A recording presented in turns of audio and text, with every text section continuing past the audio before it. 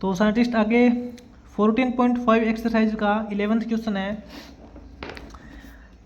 11th question की statement के according scientist इसने बोला है 2 डाइस आर थ्रोन टुगेदर। आपके पास 2 डाइस है, इनको इकट्ठा थ्रो किया जाता है एक साथ। What is the probability that the sum of the numbers on two face is divisible by 3 और 4। जो साइंटिस्ट दोनों डाइस को थ्रो करने के बाद दोनों डाइस के ऊपर जो नंबर्स आएंगे उनका सम है वो 3 और 4 से डिवाइड होना चाहिए। इसकी प्रोबेबिलिटी अपने को फाइंड करनी है। तो देखिए scientist according to given situation के अकॉर्डिंग अपने को 2 डाइस दे रखे हैं। आपको पता है दोनों डाइस के ऊपर नंबरिंग 1 to 6 होती है, ठीक है। तो लेट मान लेते हैं इफ़ 2 डाइस आर थ्रोन, जब दोनों डाइस को थ्रो किया जाता है उस टाइम पे साइंटिस्ट जो अपना सैम्पल स्पेस बनेगा वो सबसे पहले तो क्रिएट कर लेते हैं। सैम्पल स्पेस का मतलब जो total number of possibles outcome हो सकती है, जो दोनों डाइस से टोटल इवेंट हो सकती है, उसका एक सेट बनाएंगे सैम्पल स्पेस।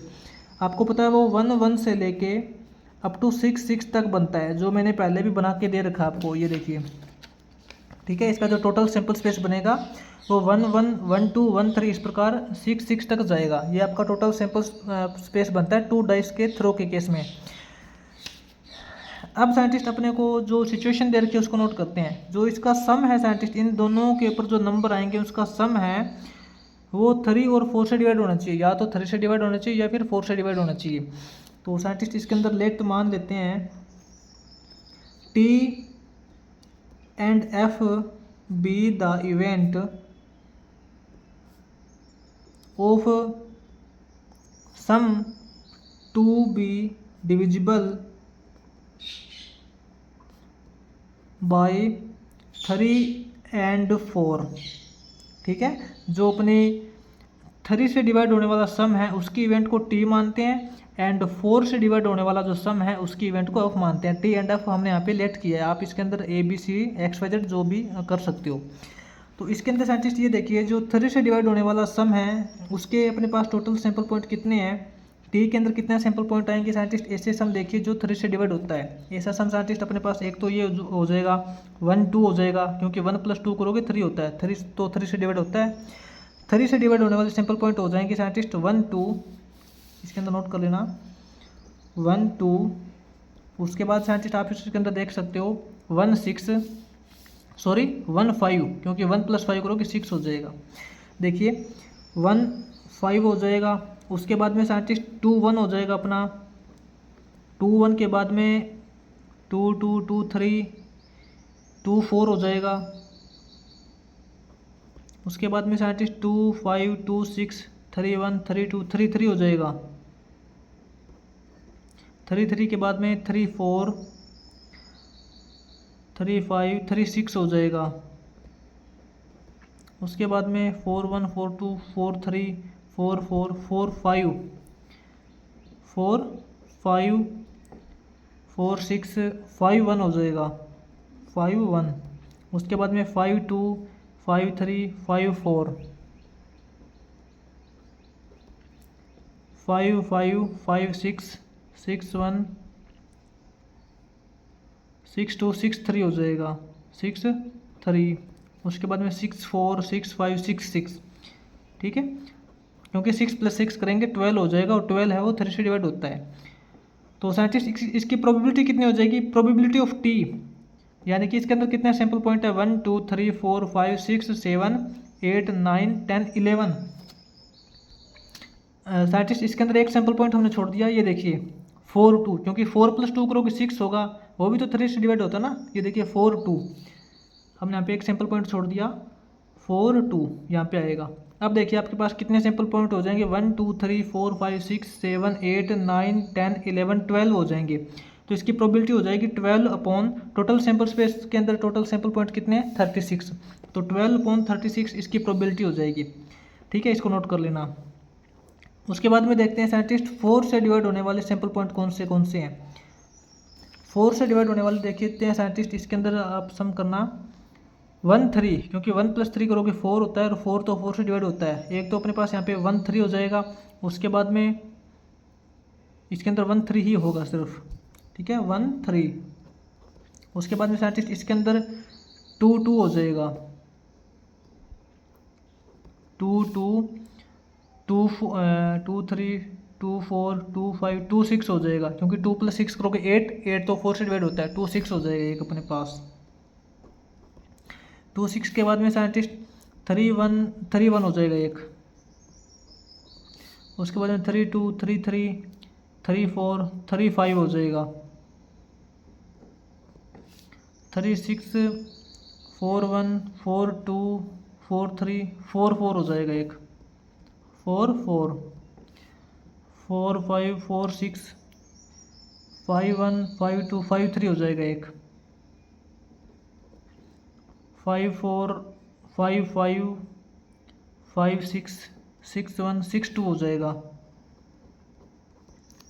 6 3 6 4 6 5 6 6 हो जाएगा। ठीक है, ये वो सैम्पल पॉइंट है साइंटिस्ट जो 4 से डिवाइड होते हैं। तो इसकी प्रोबेबिलिटी कितनी हो जाएगी? प्रोबेबिलिटी ऑफ एफ, 4 से डिवाइड होने वाले इवेंट की प्रोबेबिलिटी, कितने सैम्पल पॉइंट है? 1 2 3 4 5 6 7 8 9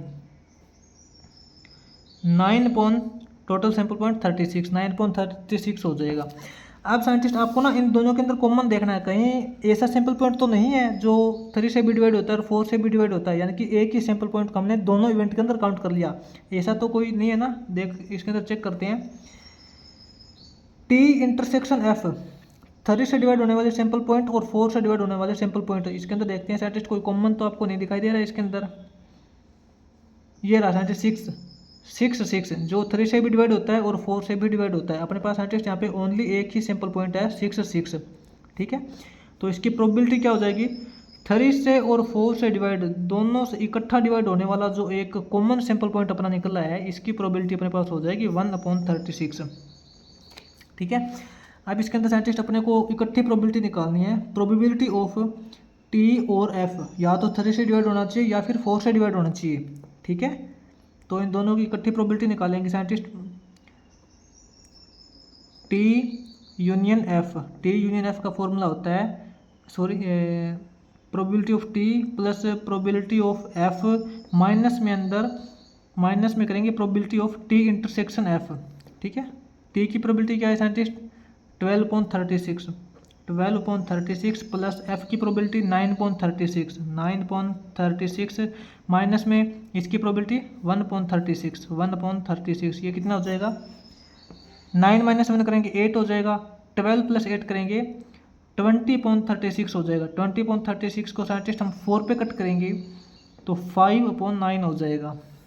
ठीक है, ये अपना यहाँ पे 11th क्वेश्चन हो जाएगा। उसके बाद में साइंटिस्ट आगे इसका 12th क्वेश्चन है।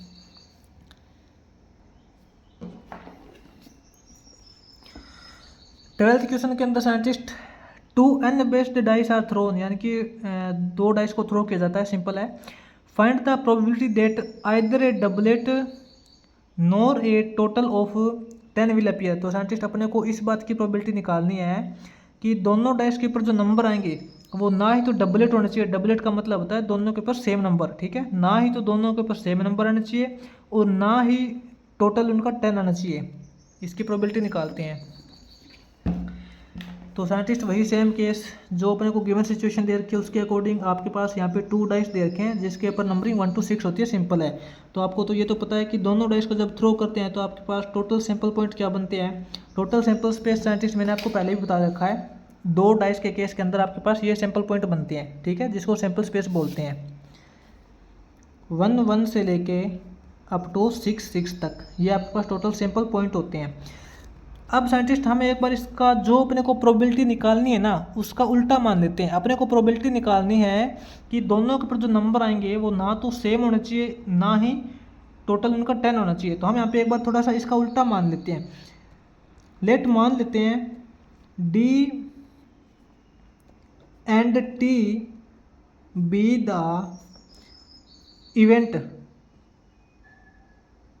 Event of doublet and total 10। ठीक है, ये जो साइंटिस्ट अपने डी इवेंट है ये तो हम उसको मानेंगे दोनों के ऊपर डबलेट आ जाए, और ये जो टी इवेंट है ये टी इवेंट उसको मानेंगे जिसके अंदर जो टोटल सम करेंगे वो 10 आ जाए। एक बार थोड़ा सा उल्टा मानेंगे इसका। तो इसमें ऐसे देखिए साइंटिस्ट, डबलेट वाले कौन से सैंपल पॉइंट बन रहे हैं जिसके अंदर डबलेट का मतलब होता है दोनों डाइस के ऊपर सेम नंबर, डबलेट नंबर आना। तो साइंटिस्ट सेम नंबर तो आपको पता यही हो सकते हैं, दोनों के ऊपर सेम तो तभी आ सकते हैं 1 1 2 2 3 3 4 4 5 5 6 6। ठीक है, यानी कि 1 1 2 2 3 3 4 4 5 5 6 6, ये आपके पास डबलेट हो सकती है। तो इसकी प्रोबेबिलिटी क्या हो सकती है डबलेट की? डबलेट की प्रोबेबिलिटी हो जाएगी P D is equal to, कितने सैंपल पॉइंट है 1 2 3 4 5 6 हो सकते हैं, अपॉन टोटल सैंपल स्पेस के अंदर होते हैं 36। तो ये तो डबलेट की प्रोबेबिलिटी हो जाएगी। उसके बाद में हम देखते हैं टी, जिसका जो सम है वो 10 होना चाहिए। 10 सम वाले कौन से सैंपल पॉइंट है जिसका सम अपने पास 10 आ जाए? तो 10 साइंटिस्ट, इससे पहले तो 10 आ नहीं सकता क्योंकि 3 + 6 होते हैं 9, 4 + 6, ये देखिए 4 + 6 करोगे तब अपना जो सम है वो 10 हो जाएगा, 4 + 6। उसके बाद में 5 क्योंकि 5 + 5 करोगे तो 10 होगा, 5 5 5 5। उसके बाद में साइंटिस्ट 6 4, ठीक है 6 4। तो साइंटिस्ट ये तो वो सैंपल पॉइंट है जिसका सम अपने पास 10 होगा। तो इसकी प्रोबेबिलिटी क्या हो जाएगी? प्रोबेबिलिटी ऑफ 10 सम की, इसके अंदर टोटल अपने पास 3 सैंपल पॉइंट आए हैं, अपॉन में टोटल सैंपल पॉइंट 36 होते हैं, 3.36। अब साइंटिस्ट आपको ना इन दोनों के अंदर ये देखना है कि कोई ऐसा सैंपल पॉइंट तो नहीं है जो इसके अंदर भी हमने काउंट कर लिया और इसके अंदर भी काउंट कर लिया। ये देखिए 5 5, क्योंकि 1 1 2 2 3 3 4 4 5 5, इसके अंदर भी 5 5 है और इसके अंदर भी 5 5 है। तो यहाँ पे हम ऐसा करते हैं डी इंटरसेक्शन टी, ठीक है, डबलेट और जो सम 10 देने वाला जो अपने पास सैंपल पॉइंट है, कॉमन सैंपल पॉइंट, वो क्या है? ये अपने पास कॉमन सैंपल पॉइंट हो जाएगा 5 5, ठीक है, जिसका सम भी 10 है और डबलेट भी आ चुका है। तो इसकी प्रोबेबिलिटी क्या हो जाएगी? प्रोबेबिलिटी ऑफ हो जाएगी डी इंटरसेक्शन टी की, अपने पास एक ही सैंपल पॉइंट है, ठीक है, तो 1/36। अब साइंटिस्ट हम इसके अंदर प्रोबेबिलिटी फाइंड करते हैं डी और टी की। हम वो प्रोबेबिलिटी फाइंड करते हैं एक बार जिसका डबलेट भी आ सकता है या फिर सम 10 भी आ सकता है। एक बार ये प्रोबेबिलिटी फाइंड करते हैं, उसके बाद में वो प्रोबेबिलिटी फाइंड करेंगे जो इसने बोल रखा है, यानी कि इसका रिवर्स उल्टा। तो इसमें होता है probability of D union T बोल सकते हैं। डी यूनियन टी का फॉर्मूला होता है probability of D plus probability of T minus probability of D intersection T. Simple है। डी की प्रोबेबिलिटी साइंटिस्ट 6.36, टी की probability scientist 3.36, common probability scientist 1.36। तो साइंटिस्ट 6 + 3 करेंगे 9, 9 - 1 करोगे 9 - 1 करोगे 8.36। तो साइंटिस्ट ये तो वो प्रोबेबिलिटी हो गई जो डबलेट भी दे सकता है या फिर सम 10 भी दे सकता है, लेकिन अपने को तो उल्टी निकालनी है। अपने को क्या करना है? अपने को तो प्रोबेबिलिटी फाइंड करनी है कि ना ही तो अपने पास डबलेट आए और ना ही अपने पास सम टोटल सम है इसका 10 आए, ठीक है। इसके ऊपर ये जो बार का सिंबल लगाते हैं इसका आपको पता है नोट का सिंबल होता है, ठीक है। प्रोबेबिलिटी फाइंड करनी है डबलेट और 10 ना आने की प्रोबेबिलिटी। तो आपको पता है किसी भी इवेंट के होने की प्रोबेबिलिटी प्लस उसी इवेंट के ना होने की प्रोबेबिलिटी का सम इज इक्वल टू 1 होता है। तो इसको हम कर देंगे 1 माइनस प्रोबेबिलिटी ऑफ डबलेट और टोटल सम 10 आने की प्रोबेबिलिटी। डबलेट और टोटल सम 10 आने की प्रोबेबिलिटी 1 में से माइनस कर देंगे तो वो ये प्रोबेबिलिटी हो जाएगी, ठीक है। 1 माइनस इसकी तो हमने अभी फाइंड की है 8.36, 36 इंटू 1 करोगे 36 माइनस 8/36 हो जाएगा। 36 - 8 करेंगे 28/36, ठीक है। 28/36 को साइंटिस्ट 4 से कट करेंगे, 4 7 जा 20, को 4 से कट करेंगे 9, 7.9, ठीक है।